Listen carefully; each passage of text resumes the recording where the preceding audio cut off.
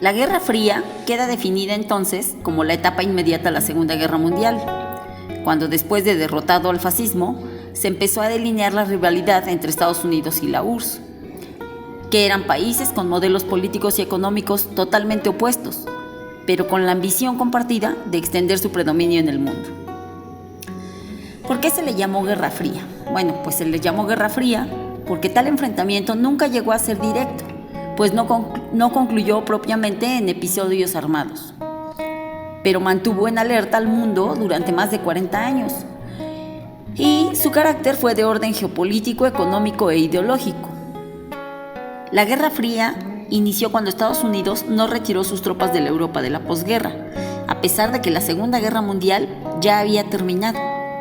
Este hecho no fue bien visto por el gobierno de Moscú, y la división de Alemania y de su capital Berlín fue una de las primeras consecuencias. La República Federal de Alemania, localizada en el occidente, estuvo dominada por Estados Unidos, mientras que Francia y Reino Unido lo apoyaban. Así también, la República Democrática Alemana en el oriente quedó bajo influencia soviética. Como muchos alemanes preferían vivir en la parte occidental y huían constantemente, las autoridades de la URSS terminaron décadas más tarde por construir el célebre Muro de Berlín. Esto fue en 1961. Este Muro de Berlín que construyeron se convirtió en todo un símbolo de la Guerra Fría. Debemos tener claro que la ruptura de estas dos superpotencias obedece también a las diferencias de sus sistemas políticos y económicos, implantados en sus territorios con formas específicas de concebir la democracia y los derechos del hombre,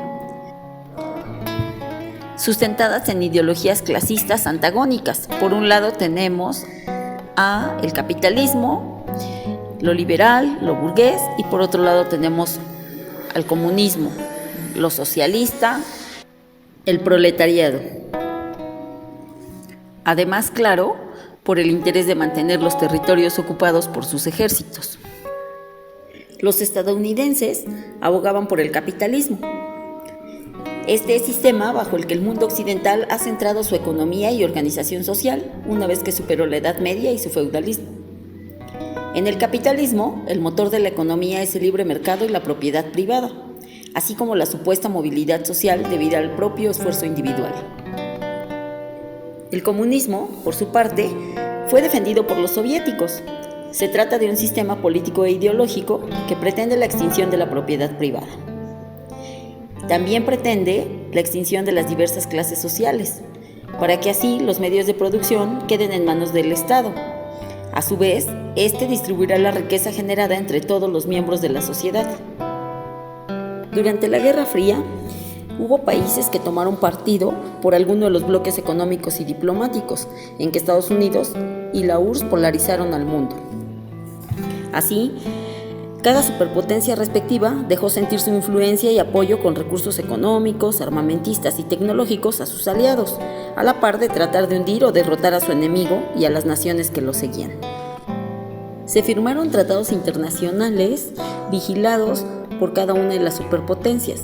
Por el lado de Estados Unidos se firmó la OTAN, que es la Organización del Tratado del Atlántico Norte, y fue promovida por los estadounidenses a partir de 1949. Por el lado de la URSS se firmó el Pacto de Varsovia en 1955 y este oficialmente se extinguió en 1991. Ambos tratados establecían que cualquier ataque a los países miembros, tanto de la OTAN como del Pacto de Varsovia, se tomaría como una declaración de guerra al bloque completo, no solo a una nación. Bueno, ¿quiénes fueron los miembros fundadores de la OTAN? Estados Unidos, Bélgica, Noruega, Canadá, Países Bajos, Dinamarca, Portugal, Islandia, Francia, Luxemburgo, Reino Unido e Italia. El Pacto de Varsovia lo firmaron la URSS, Albania, República Democrática Alemana, Bulgaria, Checoslovaquia, Hungría, Polonia y Rumania. Otra de las características de este conflicto fue que las dos superpotencias tenían como propósito fundamental siempre mostrar su superioridad al enemigo. mediante el poder militar o bien en diferentes campos como la industria, la ciencia, la tecnología, el arte y el deporte. Utilizaron propaganda como carteles, publicidad y discursos para influir en sus ciudadanos sobre la ideología que debían de seguir. Estados Unidos hacía propaganda sobre el capitalismo y lógicamente la URSS pues lo hacía sobre el socialismo, siempre tratando de desprestigiar al enemigo. Otra característica de esta guerra fue la tensión constante en la que vivía el mundo, pues había temor de una guerra nuclear, esto por las constantes amenazas que tenían las dos superpotencias.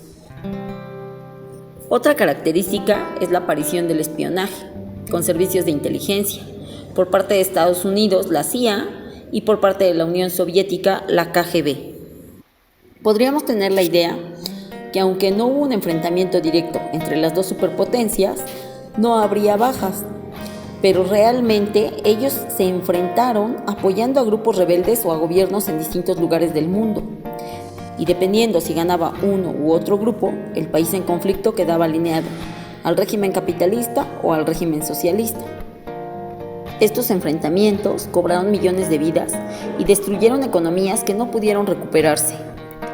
Así, se considera que la Guerra Fría fue una guerra indirecta en donde las potencias intervienen en conflictos localizados, como la Guerra de Corea, la Guerra de Vietnam o el proceso de descolonización de África y Asia.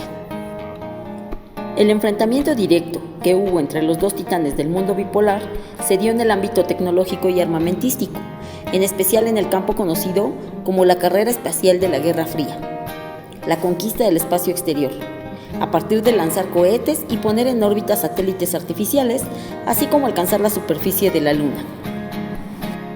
Durante varias décadas, en distintos momentos, ambas superpotencias midieron sus fuerzas en una serie de conflictos internacionales librados en otros continentes, durante los cuales el socialismo o el capitalismo patrocinaban a los insurrectos o los gobiernos establecidos, o bien sufrían reveses según el avance bélico y diplomático de los actores en turno.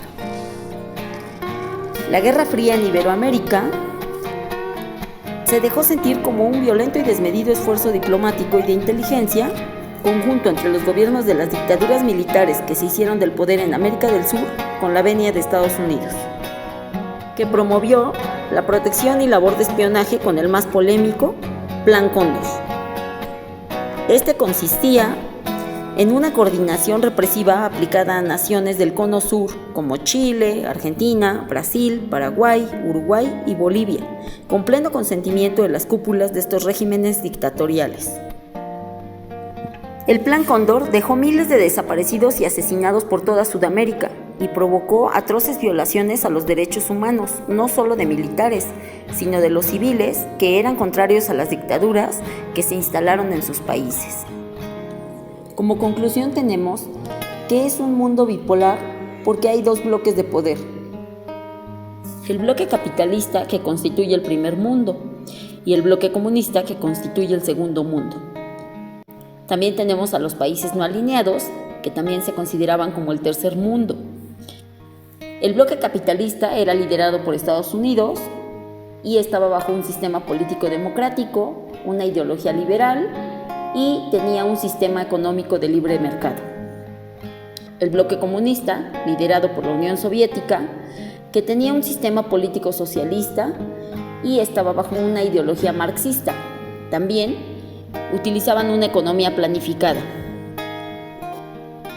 Las zonas de influencia que tenía cada una de estas potencias era, por parte de Estados Unidos, su influencia era en Europa Occidental y en América Latina, bajo la doctrina Truman, la OTAN y el Plan Marshall.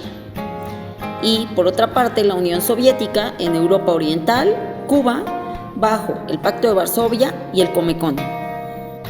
Y así es como se desarrolla la Guerra Fría entre 1945 y 1991.